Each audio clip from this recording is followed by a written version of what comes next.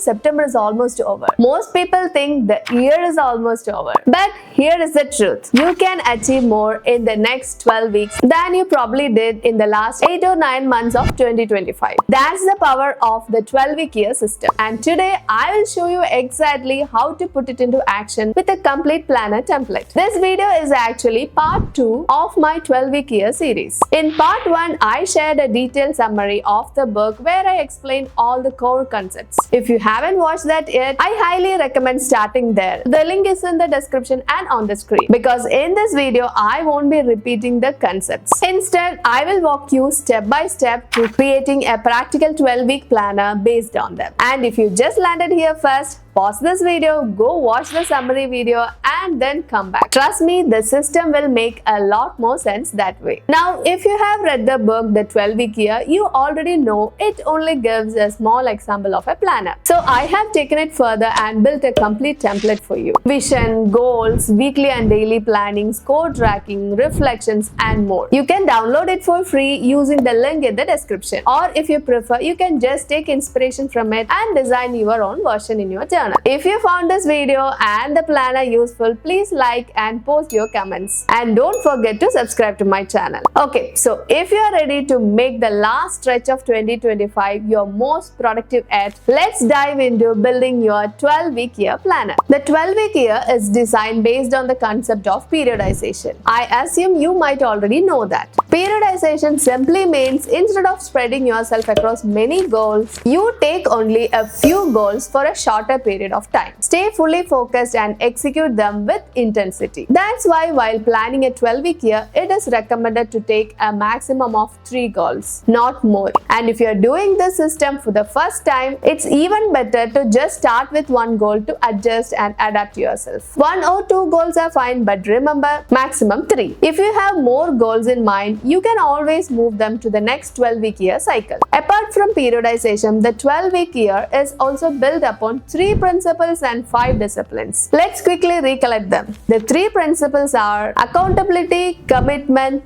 greatness in the moment. These are the character traits that we need to develop as habits. The 5 disciplines are vision, planning, process control, measurement, time use. These 5 disciplines are what we need to include while creating the planner, executing tasks, tracking and moving forward with the 12-week year. So I have created the planner template in such a way that these 5 disciplines are naturally included and easy to implement. Now let's go through the 12-week year planner template and see how to create our plans. The first step of the 12-week year is to clearly identify and write down your vision. That's why the first page here is given as a vision board. There are 2 sections in this: long-term aspirations and mid-term goals. First, take some time and reflect, what is my long-term vision? It could be financial, work-related, physical, family, spiritual, passion-oriented, anything. Write that in the long-term vision box. Then for each long-term vision you write, create a checkpoint in the mid-term goal section. This is usually like looking 3 weeks into the future. For example, if someone's long-term vision or aspiration is live a healthy life or become an author, then write those in the first box. Then the mid-term goals should be something like become diabetic free or publish 3 books. That's what you had write in the midterm goals box. I have just written 2 visions as an example, but when you are doing it, you can write all of yours. There is no restriction on the number. Only when setting the actual 12-week goals do we keep it minimal. So for the vision, write everything you truly desire after deep reflection. So that takes care of the first discipline, vision. Next, after the vision board, we come to the 12-week year planner. I have written an example for you here. This is where we incorporate the second discipline, planning. When you are planning your 12 weeks, first refer to your vision board. Pick 1, 2 or 3 visions from it. Then decide what specific goals can I plan for the next 12 weeks that will move me closer to those visions. Write them in the goals box. For example, let's say you decide lose 2 kg weight and finish writing 50% of a book, then write those 2 goals here. So for the next 12 weeks, our full focus should be on achieving exactly those 2 goals. The next boxes on this page are where we include the third discipline, process control. Here we break down what specific actions do I need to take. By when should I complete them? By which week should they be finished? In the example, goal 1 is lose 2 kg weight. The tactics for this could be limit calorie intake to 1200 or less per day. Finish dinner before 7 p.m. every day. Do 20 minutes of cardio 3 days per week. Train with weights 3 days per week. Join a gym. Now, the due column tells you when each task should be completed. For example, join a gym should be done in week 1. The other recurring tasks like calorie intake or cardio repeat each week. So they are marked as each week. Similarly, goal 2 is finish writing 50% of a book. The tactics should be write 2 hours every day, read books daily for 1 hour, arrange a meeting with the editor, participate in an author's meetup once a month. Again, write the dues. Daily ones are marked as each week. For the meeting with the editor, maybe plan it for week 8. For author's meetup, you could write week 4, week 8, week 12. This is how you break down the main goals and tactics in the 12-week year planner. Next, we move to the 12-week score tracker, which is for the 4th discipline measurement. Here we track both lead indicators, actions we take, and lag indicators, the results we get. For example, the lag indicator could be weight loss or book completion. The lead indicators are the daily and weekly tasks we execute. By tracking execution scores weekly and analyzing final results, we can understand if our tactics are working. If not, we can make adjustments in the next 12-week cycle. For example, before starting,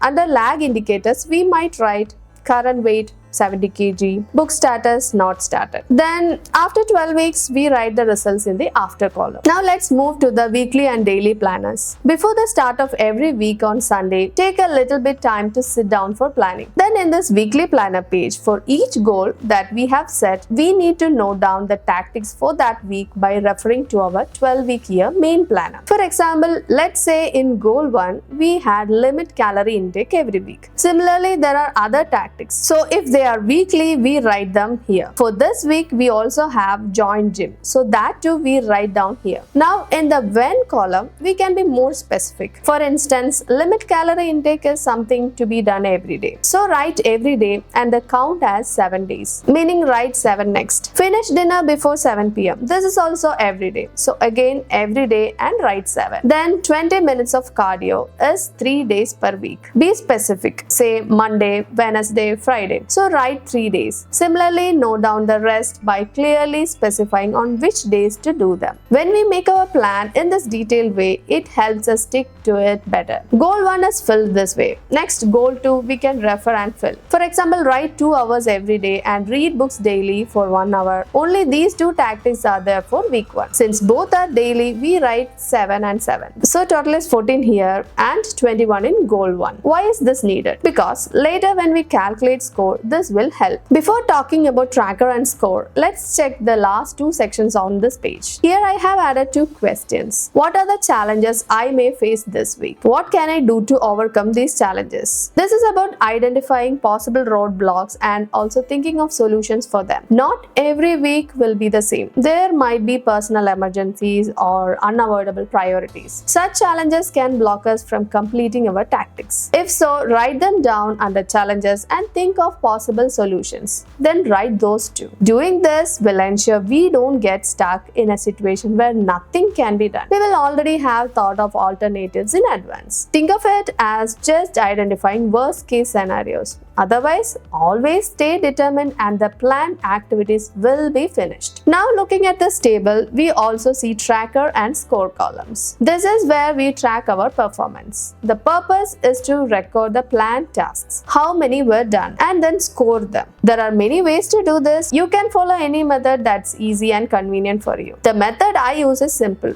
In the tracker column, whenever I finish a task, I just mark the first letter of the day. At the end of the week, I count how many days I actually did it. That count is then used to calculate the score. For example, let's say in goal 1, there are 21 planned tasks, but I completed 18. Then the percentage score is 85%. This 82% is what we write in the tracker and the lead indicator score for week 1, goal 1. Similarly, we can calculate the score for goal 2 and write that too. In the book 12-week year, it is said that if we can execute even 85% of what we plan, that itself is enough to bring the success we want. So always target for 85% or more. If in some week the score falls short, make sure to notice it and try to catch up. Update the tracker daily, either at night or right after finishing the task. The score should be calculated and written at the end of the week. Just like we sit on Sunday night to make a weekly plan, every night we can also sit and write the next day's plan in the daily planner. We can refer to the weekly planner for this. For example, suppose it's Monday. Refer to the weekly planner and copy Monday's task into the daily planner column. For goal 1, limit calorie intake, finish dinner before 7, 20 minutes cardio, join gym. For goal 2, write 2 hours, read 1 hour. Be specific and allocate the time slots for each. This way we can stick to the plan. Here we can also include the 5th discipline of 12-week year, time use. Allocate a time block for each task. If you use digital calendars, you can block time there too. Remember, time use is not just about writing on a page, it's also about avoiding distractions, saying no to less priority tasks, and using time intentionally. Only then we can truly follow the discipline of time use efficiently. In this way, we can plan each day. Next, I have given a space for weekend reflection. This can be done either at the end of the week or while planning the next week on Sunday night. Reflect. How was the past week? Were the tasks completed as planned? If not, what was the reason? What lessons did I learn? What mistakes happened? How can I correct them in the future? Write all of these in the reflections. Every week can be planned in the same format. In the PDF I shared, I have given space for week 1 up to week 12. Since the pages are the same format, I haven't printed them all now. After 12 weeks are over, it's a must to do the 12-week year-end reflection. For this, I have given few more pages. These include sections like goal review, execution analysis, wins and strengths, areas for improvement, mindset and motivation, personal growth plan for the next cycle, final reflection. There are 8 sections in total. Each section has prompts added. For example, in wins and strengths, what are my biggest accomplishments over the past 12 weeks? What specific actions or strategies contributed to these successes? Which of my strengths did I leverage most efficiently? How can I celebrate these wins to stay motivated? These prompts help us reflect properly. There is no rule that we must answer all of them. Just use them to think in different ways. You can even add your own questions. If you don't want to use the template, you can simply write your reflections in a journal. But make sure to do the 12-week year-end reflection without fail. After finishing reflections, one 12-week year is complete. Before starting the next 12-week year, one thing is important. Re-energize. Take a break, either a 3-day weekend or a week-long break. Relax and get ready to start the next cycle fresh. If you like this template, you can print it again and use it for the next 12-week year. By creating this kind of urgency, by the time a calendar year of 12 months is over, you will have executed far more tasks and achieved more goals than with the normal yearly planning. Remember, whenever we implement something new, it takes time before it blends into our routines and we start experiencing the full benefit. So don't give up halfway saying this isn't working. At least try to plan and execute 3 12-week years continuously. That's all I have to share. Always feel free to modify this template according to your needs. Just treat it as a guide. I hope this video was useful. See you again in another video. Bye.